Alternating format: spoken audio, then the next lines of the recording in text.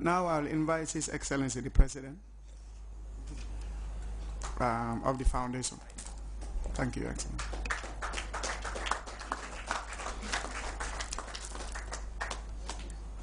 أعوذ بالله من الشيطان الرجيم بسم الله الرحمن الرحيم الحمد لله رب العالمين الحمد لله رب العالمين الحمد لله رب العالمين.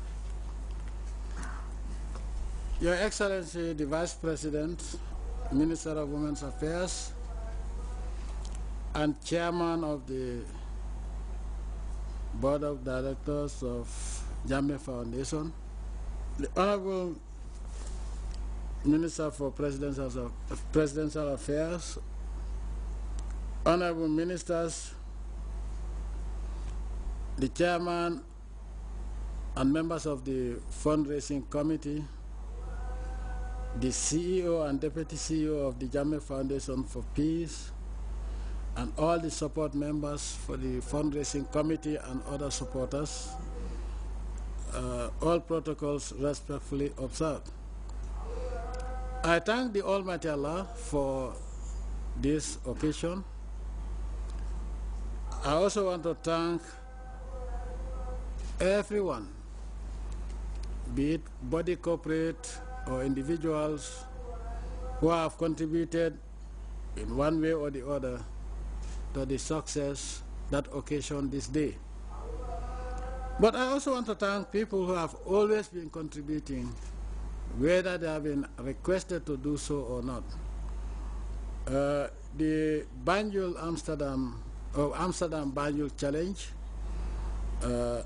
Uncle Adi Saj and others. And for this occasion, I want to thank the main sponsors and also minor sponsors, because it's a combination of the little and the big that makes what it is today.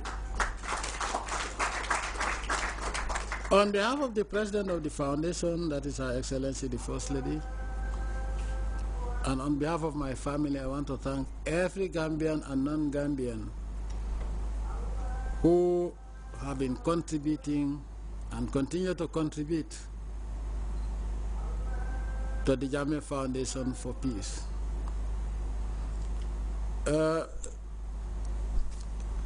Most of the time people ask me, what peace initiative does your foundation do? Or does your foundation mediate for peace or in conflicts?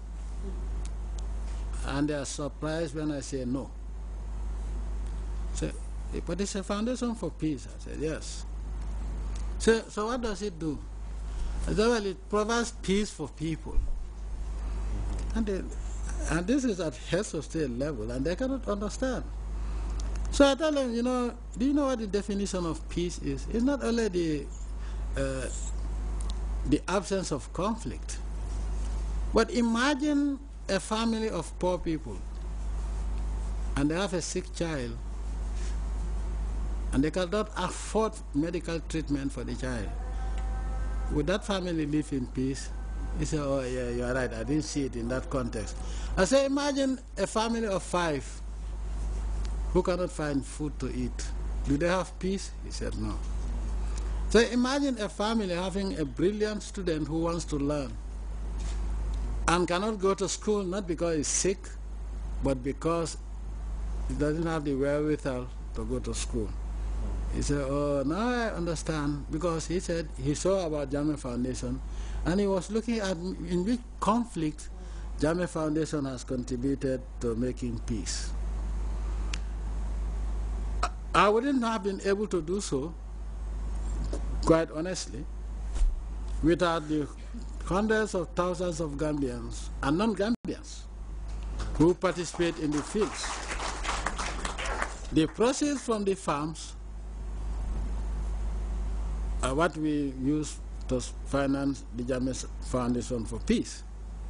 But Jammeh, as an individual farmer, without the support of the Gambian people and the non-Gambian people as well, there is no way I could have had so many farms that would sustain the Jammeh Foundation for Peace.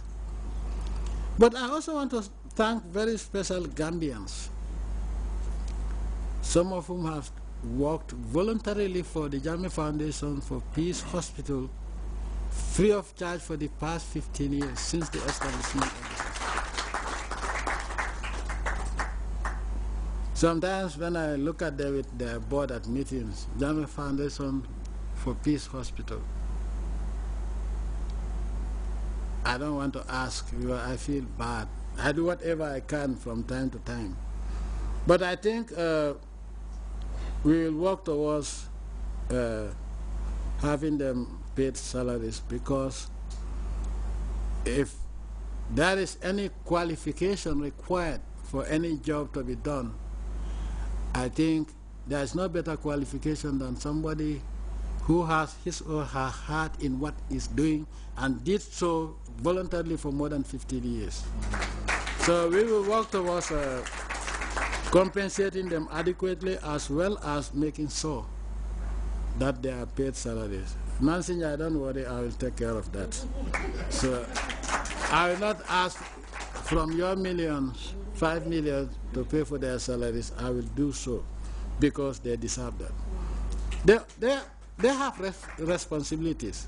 Some of them are family men and women, and they also have siblings or have all dependents that need being taken care of. And to show you how strong they are, I wish you will hear the type of comments that people make, bad people make of them. Oh, you are aimless. You'll be working free of charge, and up to now they don't pay you. I don't think you are well. They ignored all that nonsense talk. But that is what a true believer is all about. If you are doing something good, you may not be paid financially, but you are being rewarded something better than money. And that is Allah is rewarding you for your services to the sick and needy. May the Almighty Allah reward you abundantly in this world and in the next world, because nobody can really pay you. To those who devote most of their time and resources also, I want to thank you very much for this, for your contribution. Wealth has no use in this world. If you know the meaning of wealth, it is stated in the Quran that Allah gives you, but from the benevolence of Allah, you are supposed to take care of humanity. It's in the Quran. So, if you have millions or billions and you don't help people, the day you die, you don't go with, maybe go with something less than $100,000. In the Gambia, maybe 12. It used to be $12. Maybe now $35 is 6 meters of. That's all. So Allah is telling us that your wealth is of no use to you in the next world unless you make it useful here. In this world, we are all farmers. This world is just for farming, agriculture. Whatever you plant here is what you're going to harvest in the next world. So what is wealth anyway? If it is not used to make people happy, service the most cherished creation of the Almighty Allah, and that is human beings, irrespective of what religion or where they come from or what nationality they are, we are all created by the Almighty Allah. And so we must, I don't think Allah would take you to hell if you cut down trees and the people do not suffer as a consequence. But if you offend people, you're bound to go to hell. When you read the Quran, most of the sins that they are talking about, things that we are supposed to avoid, relates to humanity, your actions and your behavior towards your fellow human beings. So wealth really is nothing. So the little contributions that we make here and there is what we will find in our bank account in the next world. So those wonderful volunteers, may the Almighty Allah reward you. But it is time now for us to make sure that you are paid, because you don't get free food. Somebody has to provide for you, and that's not fair.